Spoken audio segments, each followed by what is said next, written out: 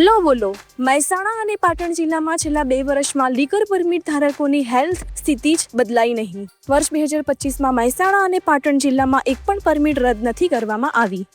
વર્ષ 2024માં મહેસાણામાં 127 અને પાટણમાં 22 પરમિટ રિન્યુ થયા। વર્ષ 2025માં મહેસાણામાં 121 અને પાટણમાં 16 પરમિટ રિન્યુ થયા। મહેસાણામાં વર્ષ 2025ના અંતે કુલ 421 લોકો પાસે લીકર પરમિટ, પાટણ જિલ્લામાં કુલ 80 વ્યક્તિઓ પાસે લીકર પરમિટ। વર્ષ 2024માં મહેસાણામાં નવી 29 પરમિટ ઇસ્યુ કરાઈ, જ્યારે પાટણમાં 2 નવા પરમિટ ઇસ્યુ કરાયા। વર્ષ 2025માં મહેસાણામાં નવા 22 પરમિટ ઇસ્યુ કરવામાં આવ્યા, જ્યારે પાટણમાં 4 નવા પરમિટ ઇસ્યુ કરવામાં આવ્યા। વર્ષ 2024માં મહેસાણામાં પરમિટ થકી સરકારને 1,44,02,000 આવક અને પાટણમાં 2,24,000 આવક। હેલ્થ સ્થિતિને ધ્યાનમાં રાખીને ખાસ કિસ્સામાં અપાય છે પરમિટ। મહેસાણા અને પાટણમાં એક વખત પરમિટ ઇસ્યુ થયા બાદ આજીવન રિન્યુ કરી દેવાય છે। નિયમ મુજબ તબીબે કહ્યું, હેલ્થ સ્થિતિ બદલાતી રહે ત્યારે પરમિટ રદ કરવું પડે।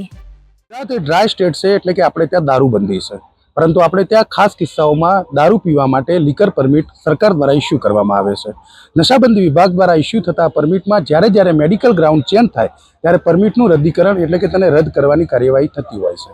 પણ આપને જાણીને નવાઈ લાગશે, મહેસાણા અને પાટણ જિલ્લામાં વર્ષ 2024-25માં એક પણ પરમિટ જે લીકરના ઇસ્યુ કરવામાં આવેલા છે તેનું રદ્દીકરણ શૂન્ય છે।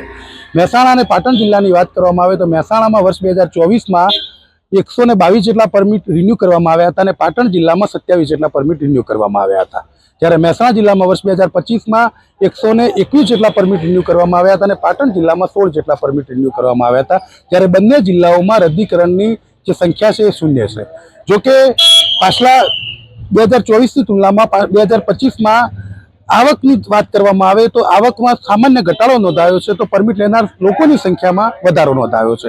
અલબત્ત મહેસાણા જિલ્લાની તુલનામાં પાટણ જિલ્લામાં લીકર પરમિટ લેનારા લોકોની સંખ્યા ખૂબ નહીવત છે, ત્યારે મહેસાણામાં વર્ષ 2025માં 432 કરતાં વધુ લોકોએ લીકર માટે પરમિટ મેળવ્યા છે।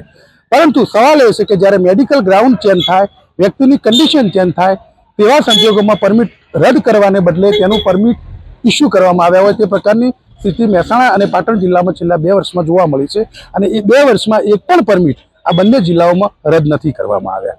કમલેશ રાવલ માટે મેડિકલ ગ્રાઉન્ડ જે ધ્યાનમાં લેવામાં આવે છે, મેડિકલ ગ્રાઉન્ડ દર વખતે એક જ હોય કે ચેન્જ થાય? મેડિકલ ગ્રાઉન્ડ એટલે એમાં જ્યારે પેશન્ટને કાર્ડિયાક કોઈ તકલીફ હોય અથવા તો એન્ઝાયટી કે ક્રેમ્પ્સ એવી કન્ડિશન્સ એવી હોય હાઇપરટેન્શન સાથે કે જે મેડિકલી મેનેજ ના થતી હોય અને અવારનવાર લોંગ રન ઉપર દવા લીધા છતાં પણ જો પેશન્ટને એનાથી કંઈ ફરક ના પડતો હોય તો અમે એને ઓફિશિયલી લીકર માટે મંજૂરી આપતા હોઈએ છીએ। દર વખતે આની સિચ્યુએશન દર વર્ષે હોય?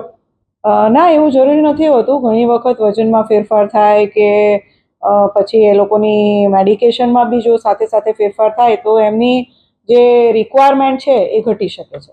તો પછી લીકર પરમિટ જે ઇસ્યુ કરવામાં આવે બાબત આ મેડિકલ ગ્રાઉન્ડની બાબત ધ્યાનમાં લેવામાં આવે જ્યારે રિન્યુની વાત આવે ત્યારે?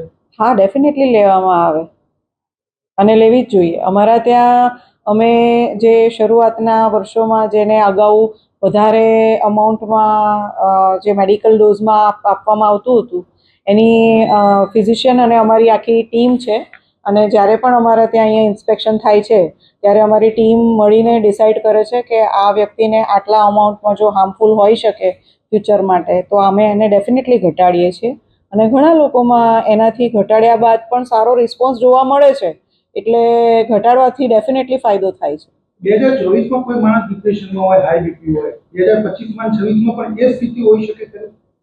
ના, મેડિકલ કન્ડિશનમાં સુધારો ડેફિનેટલી આવી શકે। કોઈ પણ પીરિયડ હોય એ ટ્રાન્ઝિયન્ટ પીરિયડ હોય અને એ પતી ગયા પછી કે એની ટ્રીટમેન્ટ આપી દીધા પછી અથવા તો કોઈ એવો ઇન્સિડન્સ થયો હોય કે જેમાં એન્ઝાયટી એકદમ વધી ગઈ હોય, ઘરમાં કોઈનું મૃત્યુ થયું હોય કે કોઈ આકસ્મિક બીમારી આવી ગઈ હોય કે કોઈનો એક્સિડન્ટ થયો હોય, પણ એવા સંજોગોમાં મેડિકલ મેનેજમેન્ટથી અથવા તો અધર રીતે પણ ટ્રીટમેન્ટ ચાલુ કર્યા પછી અમુક સમય પછી એની આવશ્યકતા ઘટી જતી હોય છે।